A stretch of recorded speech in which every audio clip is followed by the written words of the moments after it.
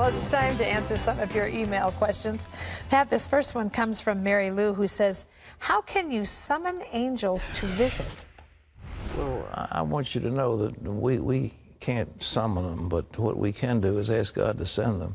And I do think we can say, Lord, send the angels. And if he wants to send the angels and answer the prayer, we're asking for help. And the angels are sent to watch over the heirs of salvation. I don't think each one of us has a, quote, guardian angel. I don't think that's biblical, but they are sent to watch over the heirs of salvation. And so they're looking after us. So we can say, Lord, send the angels. And I think that he will answer, but you can't, quote, summon them. You're not.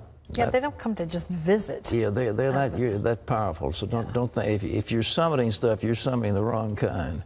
All right. This is a viewer who says, will you go to hell if you commit suicide? That is something that we don't have a clear answer to.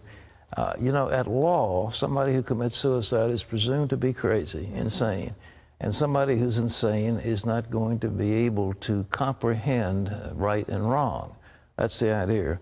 But people who know very well what they're doing and they plan out their suicide, I think they're tempting eternity. And I don't have a clear scriptural understanding of every part of it, so I can't, you know, be precise. But I'm just saying, anybody who commits suicide is tempting the possibility of spending eternity in hell, and that is just horrible to contemplate. Yes. Whatever's going on bad in your life is going to be much, much, much, much, much, much worser in hell.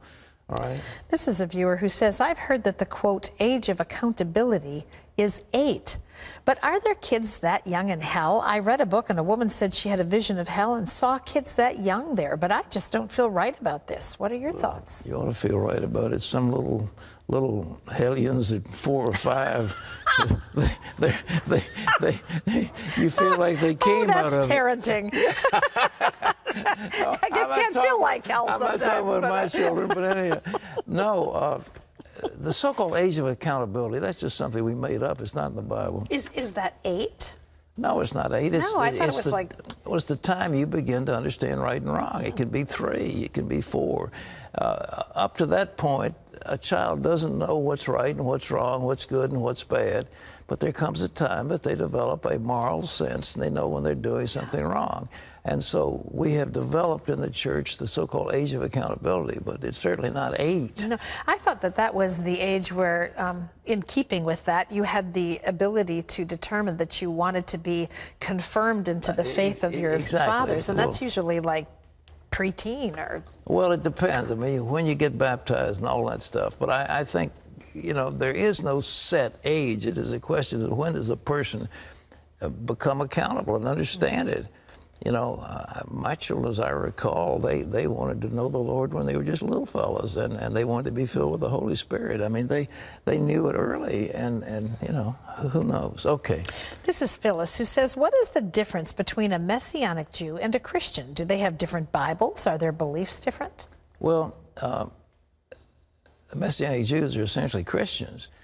They believe in Jesus as Messiah, but they are holding on to some of the traditions of the fathers.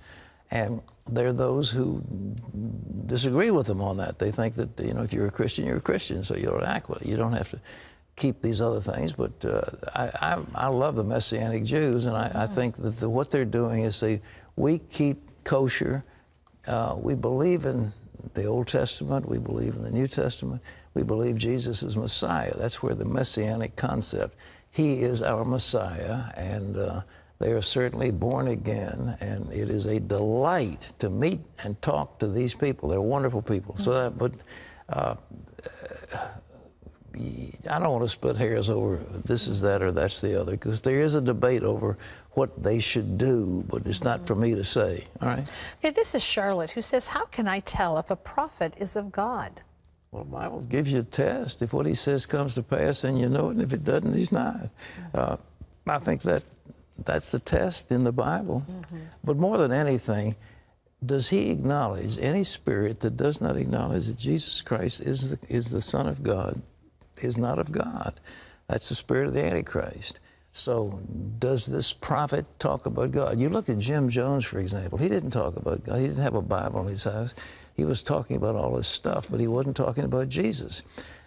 Does a prophet exalt Jesus? Jesus as the only way to God. If he is, then that's one confirmation, all right? Yeah, this is Betty, who says in Revelation 4:5, it makes reference to the 7 spirits of God. What are they? I know this may shock people, but I don't know. No, I think that's fine. That's right.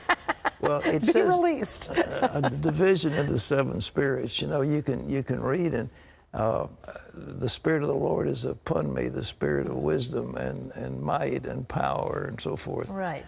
You read those and, you know. Well, there's a lot of mystery in Revelation, no matter how much you study or read it. 7 spirits, but I think the Spirit of the Lord is upon me because he has anointed me. And then the Spirit of wisdom, understanding, fear of the Lord, all those things are in the Bible. All right. Very good. Whew.